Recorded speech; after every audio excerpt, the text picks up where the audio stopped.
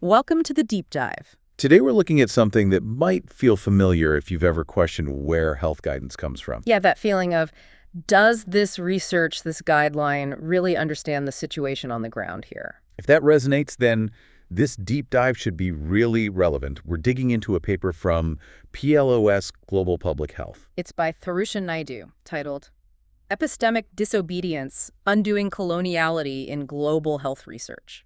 Quite a title. It is. And our aim today is to, well, unpack it. We want to clarify some of these big ideas: coloniality, epistemic disobedience. And crucially, connect them to your world as a health worker. See how they relate to the knowledge you use every day. Okay, so let's start with this concept of coloniality in global health research. The paper's central point is that this isn't just about the past. Not just history books. No, it's arguing it's a present-day issue. The idea is that global health priorities, the funding, the methods we use, even who gets to be the expert, it's often still influenced heavily by perspectives from the global north. So the historically colonial powers are still, perhaps unintentionally, shaping the agenda. That's the argument. And this connects to another term the author uses: epistemic violence. Okay, what does that mean exactly? It sounds strong, but it refers to how dominant ways of knowing, often those from the global north, can effectively silence or marginalize other valid ways of understanding health. Like local knowledge or traditional practices? Exactly. Insights from women, people of color, indigenous communities. Their knowledge might get dismissed because it doesn't fit, say, a Western research framework. It's seen as less rigorous, perhaps. Which feels deeply unfair if that knowledge holds real value. So what's the proposed response in the paper? This is where epistemic disobedience comes into play. It's presented as a conscious act, a way to challenge, to reject these dominant and sometimes, oppressive ways of producing knowledge. So actively questioning the norms, pushing back. Right. And the paper is clear it's not easy. It's described as inherently political. It often provokes resistance because you're challenging established power structures. Makes sense. It's likely uncomfortable, but maybe necessary for change. And the paper gives a good example, contrasting fairness and equity in research. How so? Well, fairness might suggest treating everyone identically based on, say, academic contribution for authorship. But equity means acknowledging the historical disadvantages. So actively working to lift up voices from groups who've been historically sidelined? Precisely. Like ensuring researchers from the community where the study actually happened get proper authorship credit, recognizing their contribution beyond just traditional academic metrics. Okay, let's bring this down to the ground level. For you listening, how might this look in practice? The paper highlights a few key areas. Funding, for instance. Right. Who gets the money? Exactly. Funding calls, the paper suggests, often make Global South researchers partner with Northern institutions. And sometimes the money flows more towards Northern student fees or admin costs. Rather than building sustainable research capacity locally. That's the concern raised. The paper argues for prioritizing funding for the researchers and students in the Global South, where the research is actually being conducted.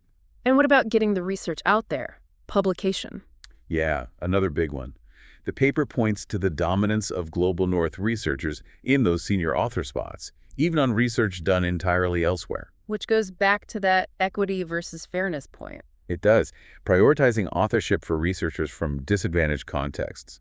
And it also touches on practical barriers, like language in journals, suggesting things like multilingual abstracts, maybe supporting different variations of English. So it's really about rethinking the whole research process, the rules of the game. It seems so, Yeah. even down to how we cite sources. Yeah. The paper suggests using citations strategically to amplify diverse voices, to challenge the dominant narratives we often see. And it mentions positionality and reflexivity too. Briefly, what are those?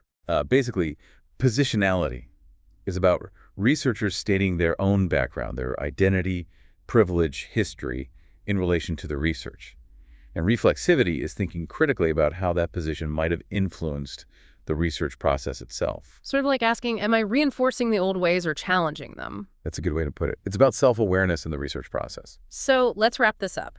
Why does all this academic discussion matter for you, a health worker dealing with patients, communities, day-to-day challenges? Well, think about it. The knowledge you use, treatments, guidelines, health programs, it all comes from somewhere, mostly from research. Right. This paper forces us to ask, whose priorities, whose perspectives shaped that research? Is it truly relevant and effective for the specific people and contexts you work with? It's highlighting the immense value of local knowledge, isn't it? And challenging the idea that only one type of research or researcher is truly legitimate. Exactly. It's about making healthcare knowledge more equitable, more relevant, and ultimately more effective for everyone. So we've explored how these echoes of colonial history, this coloniality, can persist in global health research today. It influences who gets heard, what gets studied, how findings are shared. And we've touched on epistemic disobedience as this, well, call to action, a way to actively push for change.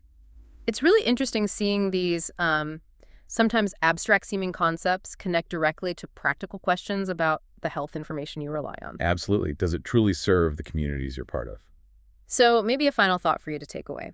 As you go through your week, notice the health information you encounter, whose voices, whose experiences seem central, and crucially, whose might be missing. And just consider what new possibilities might emerge if we make a conscious effort to seek out, listen to, and truly value those diverse perspectives.